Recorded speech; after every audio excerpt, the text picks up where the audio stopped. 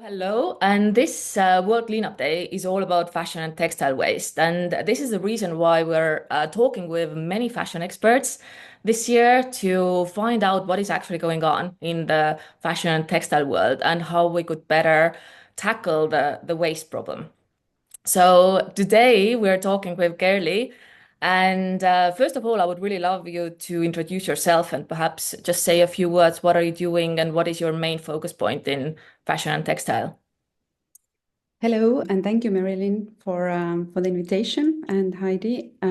So yes, my name is Kerli, and I'm from Estonia, but I've been living in Denmark and also US a lot the last 20 years. And I have been working with the field, sustainable fashion, textile waste, circular fashion, almost 20 years. So my passion, I'm a clothes lover, so I wash most of my clothes by hand. I repair them. I love what I have in the closet. And I think that has kind of opened the path for me to understand the system and where the consumption and production actually go wrong and why we have ended up with such a textile waste problem today. So I did my PhD 10 years ago, looking at circular fashion business models in the context of big corporation, but also how the partnerships with charities and recyclers and other ecosystem members could facilitate the more sustainable fashion consumption and production. And today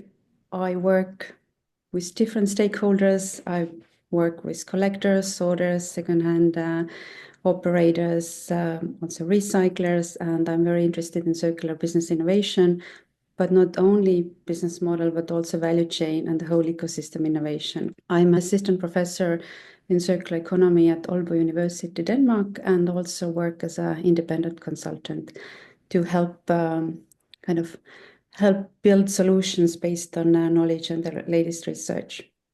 Thank you so much. And what I really find interesting about your scope is that you really work with all the steps in this chain, right? Not just like really focused on one, but you kind of see the holistic picture. So you're a very valuable resource for us to talk with. So actually, I actually started my career in fashion industry as well, and I left very quickly, less than a year after I dived into this because I saw the incredible damage what they are doing to humans, to resources, to earth, etc., etc. So actually, this would be the first question I would like to go into with you to really see like how do you see fast fashion and how has the rise of fast fashion changed the relationship we have with clothing?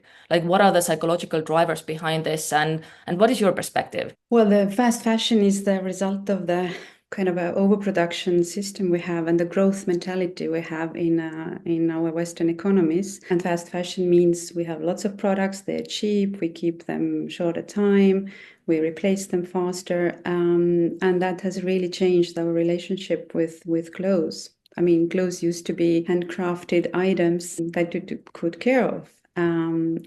And there is a lot of work that goes into one piece of clothing, all the materials, the resources, the handwork, and so on. So we used to and we should appreciate them. But fast fashion, where items are extremely cheap and there are a lot.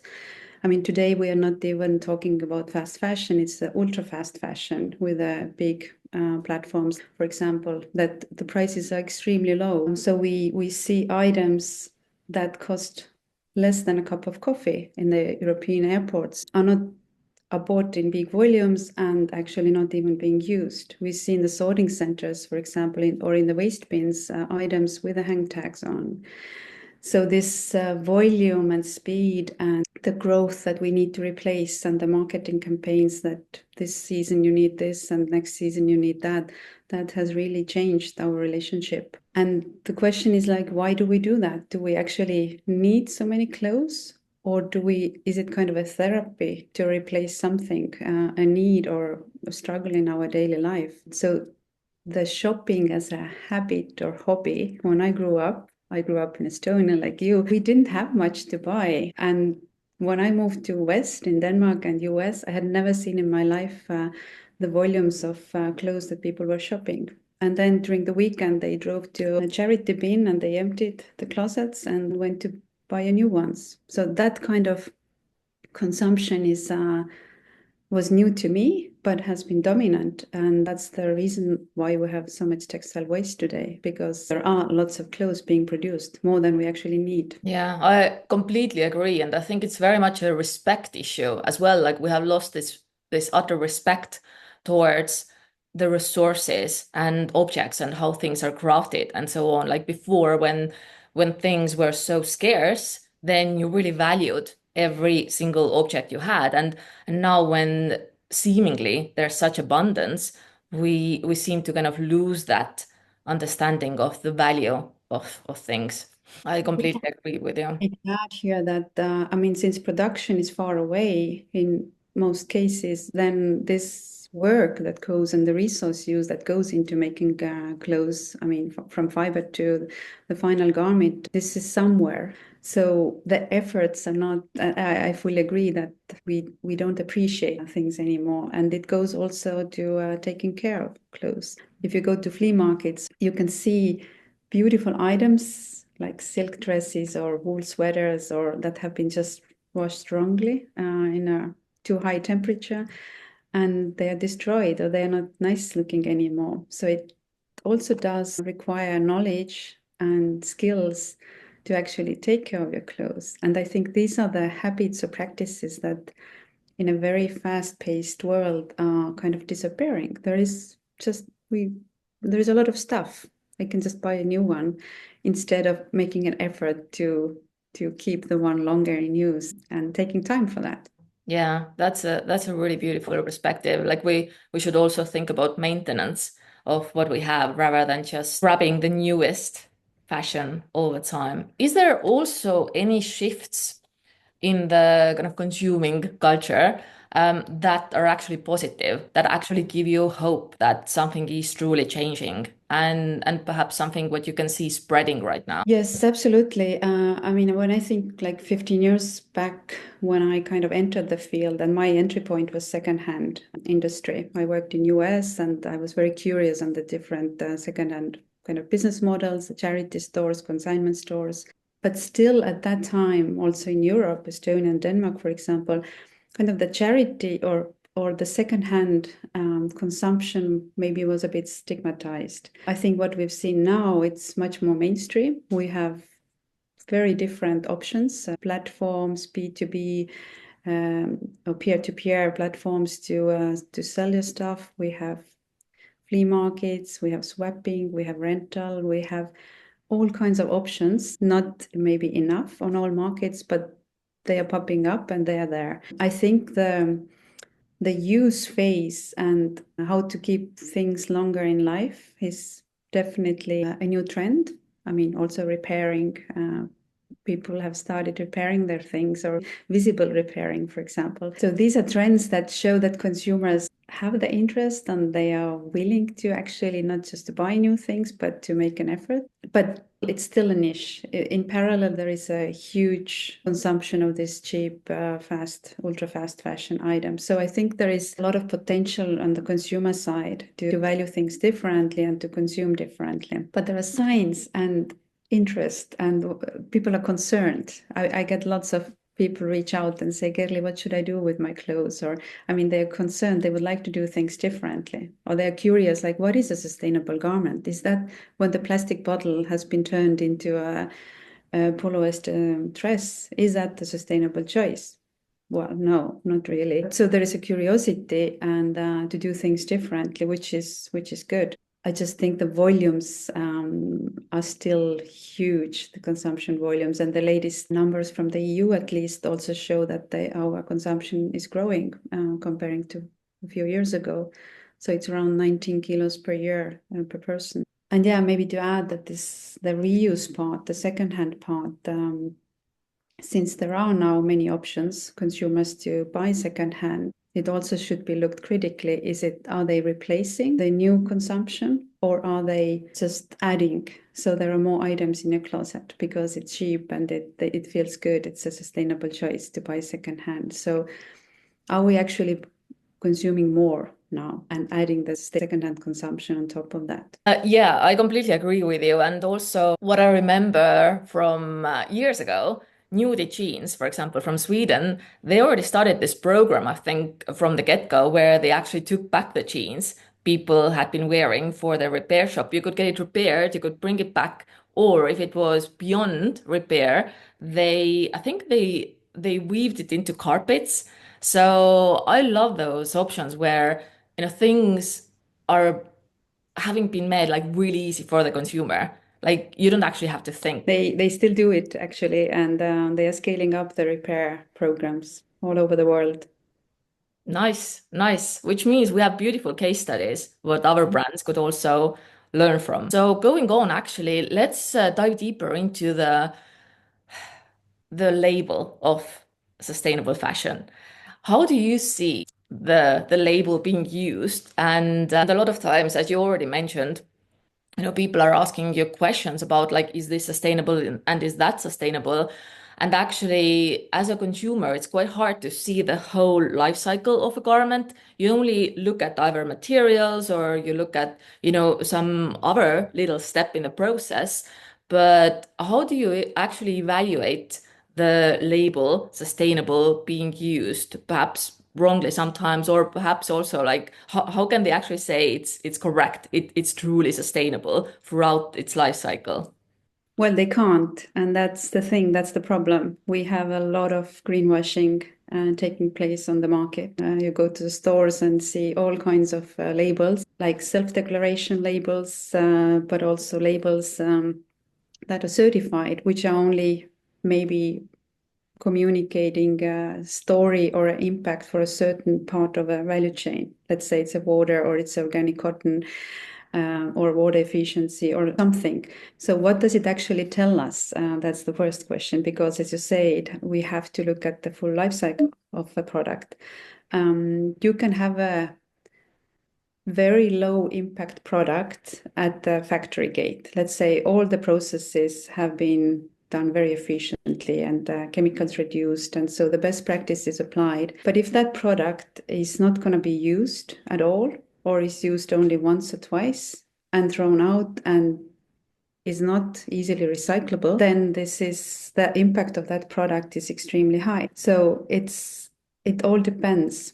That's why measuring the environmental footprint of a certain product has to be communicated like properly. What is it actually? What part of the value chain or the life cycle stage it will reflect? What does it tell the consumer? Because consumers are extremely important of the impact of that product.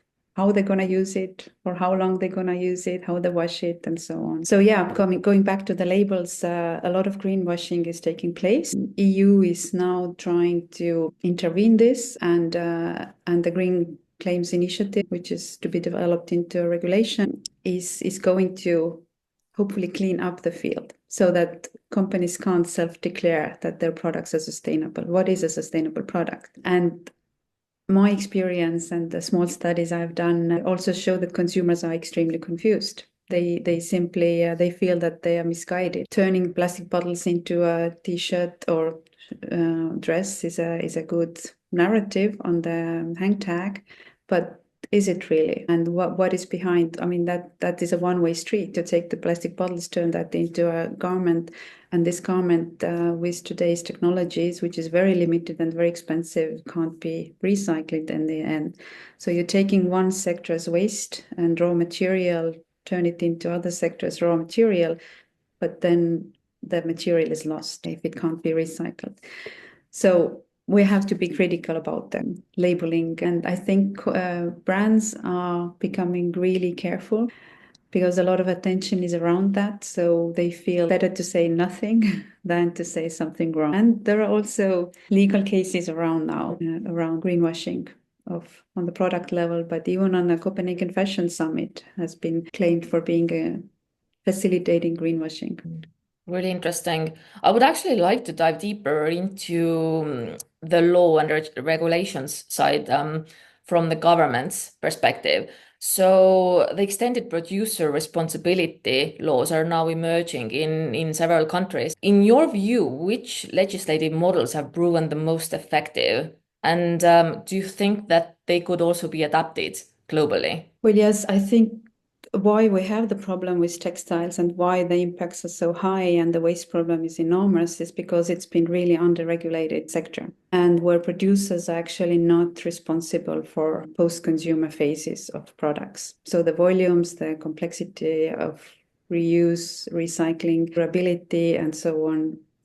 So that's why the extended producer responsibility is extremely important. That makes the brands and the producers actually participating in solving that problem. So financially, because currently the end of life or the post-consumer phase, the collection, sorting, reuse, recycling, this is underfinanced. So it's like municipalities, there is a lot of charity, voluntary work, but they are underfinanced. The volumes are coming, the qualities are low. It used to be that the high quality reusable fractions, they kind of subsidize the recycling or lower quality fractions, but now the low quality is growing. So there is a lot of items that are very expensive to put through the waste management systems. So we need the extended producer responsibility. We don't have in the world, we don't have a lot of experience with it. France is the one country that has been doing this, I think, since 2010. And what we see in the France's case is it hasn't really had a desired impact on product quality and on the system level, but it has helped to mobilize funds for collection, reuse, recycling, and research. So now at the EU, there is a proposal for the EU-wide EPR scheme. So the draft document is out there. And the question is then, will it get it right? What kind of impact it has? We will not know that. We also have a few examples. Latvia started last year. Holland started last year, a few years ago. California has started an EPR scheme, also Australia, Hungary, but these are very new initiatives, so we actually don't know the impact of these things. But we know that, and I think all experts agree that this is one of the key regulations that can bring a change in the system, hopefully. Yeah, Because absolutely. we need the polluter pays principle, because if you put a lot of big volumes of low quality products that have no reuse value or are very complicated to recycle, let's say a 5-blend product where we have polyester with wool or cotton, like a blend of many materials, which is extremely complicated to recycle, almost impossible, fiber to fiber recycling, then it should be expensive to put these products on the market, because the end of life management is extremely important. So yes, we need producers on board on this. So at the moment, it's really all upside down because the cheapest clothing is often synthetic, having many fibers, doesn't have much longevity. And on the other hand, the more expensive clothing, this is usually the one which is made from organic materials or natural materials, and actually, which would be much easier to, let to biodegrade or kind of recycle or something like that. So it's kind of our world has really turned upside down in that sense. But I would actually like to ask you, do you also see any positive case studies from either like major fashion brands or just other like clothing brands who are tackling the textile waste in a more positive ways or addressing the issue in a different way? Yeah, there are many good cases around the world, and I think one of my darlings has been for many years is Eileen Fisher, an American brand, where they many years ago, beginning when I started doing my PhD, 2011, I visited them, and they had found out, they were discussing how can they create funds for Eileen Fisher Foundation. And then they found out that their products actually have a very high value on the secondhand markets. And they discussed internally, how can we capture that value to actually support our social missions as well? So they started collecting them back. They clean them, and they still do. They clean them, sort them. What is reusable gets to be resold. They also work with recycling of the fibers. And they are extremely brave in their communication. They have campaigns at least many years ago, they had on their windows saying like, we would like our clothes back. Thank you very much. So sending us signal and the statement that to the consumer that they have put a lot of effort to make a good piece of garment, and their garments are quite expensive. And when you don't need that anymore, please bring it back to us. We are the experts to send it for the second round. So they do have, when you go to Eileen Fisher website today, they have Renew, like the circular platform as well. So I think that is one of the good cases where one brand actually makes good products, good fibers. They put a lot of effort to make good quality products, and they also make effort to keep them in use as long as possible, and then recycle on the fiber level. We should have more of these brands, and I think from a brand perspective, this is also, you can build loyalty with your customers and you can extend your markets, because if your first-hand customer is, if your product's expensive and your first-hand customer is, or segment is a wealthy customer, then the second-hand market opens up new customer segments. So you can actually have a business case in this as well. Yes, I think that's one of the things. And of course, nudie jeans, I think, as you already highlighted, is another good example. They're really nerdy around the products and they love the products. So if you go in the store, you get all the knowledge about the products, but you also see that they take the used one back and they repair them there and they resell them. So they actually walk that talk as well. And I think there is a lot of potential, but to have this kind of good examples, you need to start with a good product. Many brands today are not designing for several lives or long lives. So if you don't have a good product, durable product, both emotionally but also technically, then you can't build a good circular business model around it. So it does start with a product. Absolutely. And actually, I think you had a really good point there that creating a better product doesn't necessarily mean that you take less profit, because there are then other ways how you could build this profit back into your system, which means, exactly the customer loyalty, which is so valuable actually for brands, and actually getting also the profit from the second rounds of selling, etc., etc. So I think it's really about being more innovative and kind of thinking a little bit more out of the box than just about this quick fix or the short term cycle and short term profits. So I think that's maybe to add here, I mean, these are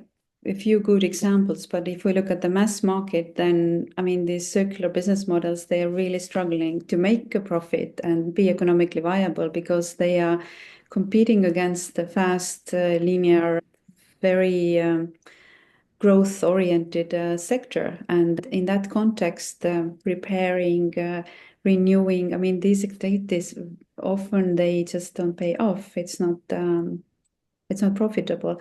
So we do need to work on removing some of these barriers as well, with regulation, with tax benefits for circular business models, and then ambitious EPR schemes, so that products are not taxed the same. Let's say local Estonian wool sweater versus a 5-blend ultra fast fashion sweater. Should they be taxed the same way? I mean, one product will be used longer, has natural fibers, is easier to recycle. The other one has much more complicated end-of-life procedures and probably very short life.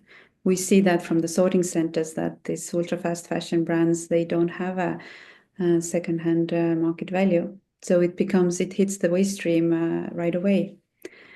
And so yeah, we do need to talk about the barriers, how to scale these good practices and remove these barriers. And of course, we have with textiles, we have a plastic problem.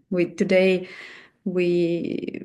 our textiles, 2/3 of them are made out of synthetics. So, and that is the cheap raw material that is fueling the overproduction and overconsumption of products and the fast and ultra fast fashion. So how do we deal with that plastic waste? Do you also see any technological innovation that actually helps us to tackle this problem, where there are many fibers perhaps blended into one garment and so on? Like, are there any technologies that actually support tackling that? Mm. Well, the last 15 years of when I followed the industry, I think a lot of technological advancements have been taking place. A lot of investments, from a European perspective, public and private investments have gone into, let's say, sorting technologies, separation technologies, recycling technologies. But they are extremely complex because products are complex and they're extremely expensive. So there is the scalability of these innovations has not taken place. So we do need the regulations to actually start supporting because the market simply is not paying. And once we have the EPR schemes, so there is also that some of these funds will be then diverted, hopefully, these processes that products could be processed first used longer, but then processed to new fibers and materials. So technology is happening, lots of interesting things, but when we look at the big picture, then scalability is a problem. And several I've talked to, they also holding their horses back a bit, waiting for the EU regulations to be finalized. Mm, mm.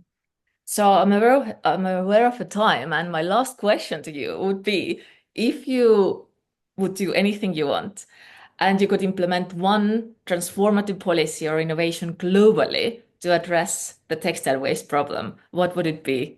So the policy would be EPR that has a global impact so that the over-consuming rich countries are not exporting their waste problems to Africa and other countries where there are no waste management systems. So they should be part of this funding scheme so that the fee, EPR fee, would also benefit building up these infrastructures in these countries. Innovative idea or dream, I would love to set up a renewal center where things are cleaned, peelings are removed, maybe we dye clothes again so that we keep them longer in use. I think we have so many clothes, so we should actually now invest into keeping them longer in use, not as materials, but first as a products and create like even more second-hand platforms so that we are not producing newer products. We should now for the next many, many years use what we have. Wonderful. Well, thank you so much for all this valuable information and insight, and also the spark of hope, that there are actually really interesting case studies around, and we can learn from them. And things are changing also in the legislation level. So thank you again, and we'll speak soon. Thank you.